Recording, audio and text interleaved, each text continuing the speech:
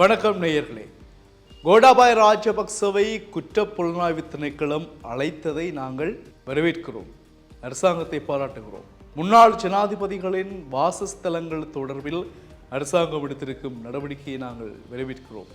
ஆனால் இது எதிர்வருகின்ற தேர்தலுக்கான ஒரு யுக்தியாக அமைந்துவிடக்கூடாது. அதுதான் மிக முக்கியம்.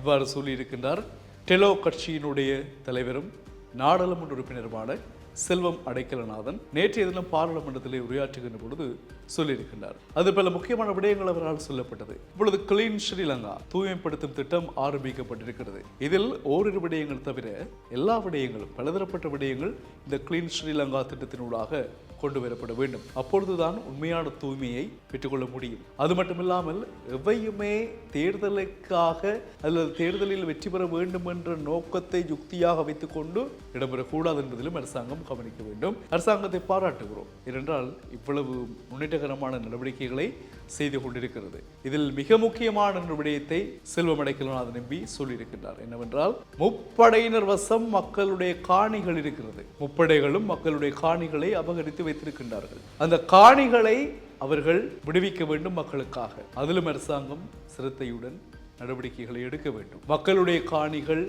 ஏற்கனவே அபகரித்து வைத்திருக்கக்கூடிய பயன்படுத்தக்கூடிய முப்படையினர் அதை விடுவிப்பதும், இனிமேலும் மக்களுடைய காணிகளை முப்படையினர்கள் அபகரிக்காமல் பெற்றுக்கொள்ளாமல் இருப்பதையும் உறுதி செய்யும் நடவடிக்கைகள் முன்னெடுக்கப்பட வேண்டும் என்றும் டெலோ தலைவரும் பாராளுமன்ற உறுப்பினருமான செல்வம் அடைக்கலநாதன் பாராளுமன்றத்திலே பேசியிருக்கின்றார். இந்த விடயங்களை வைத்து பார்க்கின்ற பொழுது அரசாங்கத்தினுடைய சில நடவடிக்கைகள் தமிழ் பாராளுமன்ற உறுப்பினர்களுக்கு பாராட்டுதலுக்கான விடயமாக தென்படுகிறது. நாங்கள் ஏற்கனவே சொன்னது போல கோட்டாபய ராஜபக்ஷ முன்னாள் ஜனாதிபதியை குற்ற புலனாய்வு திணைக்களம் அழைத்திருக்கிறது. பல பேரை அழைத்துக் கொண்டிருக்கிறது நாங்கள் பார்க்கிறோம். அதே போல முன்னாள் ஜனாதிபதிகளின் வாசஸ்தலங்கள் தொடர்பிலும் கரிசனை பார்க்கப்படுகிறது. இவ்வாறு எல்லா விடயங்களையும் ஆராய்ந்து வருகின்ற இந்த அரசாங்கமானது மக்களினுடைய இதர கட்சிகளின் பாராளுமன்ற உறுப்பினர்களினுடைய வரவேற்பை பெறுகின்றது என்பது இப்பொழுது உண்மையாகிறது.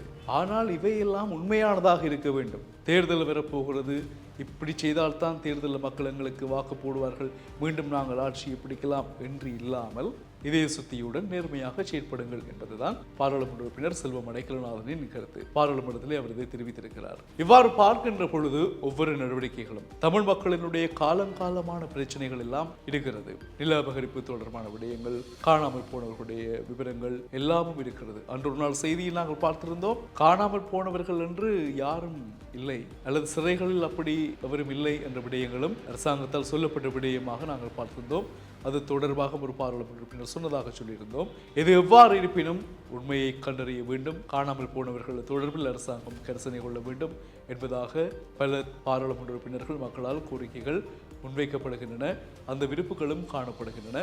அதையும் அரசாங்கம் சரியான முறையில் நடைமுறைப்படுத்துமாயின் ஒரு வெற்றி பெற்ற அரசாங்கமாக அனுரகுமார் திசாநாயக்க தரப்பிலான தேசிய மக்கள் சக்தி அரசாங்கம் இலங்கை வாழ் மக்களால் ஒரு பாராட்டப்படக்கூடிய அரசாங்கமாக மாறும் என்பதில் எந்த விதமான ஐயமும் இல்லை. மீண்டும் சந்திக்கலாம் உறவுகளே. தொடர்ந்து இணைந்திருங்கள். செய்திகளுக்காக டியூப் தமிழுடன்.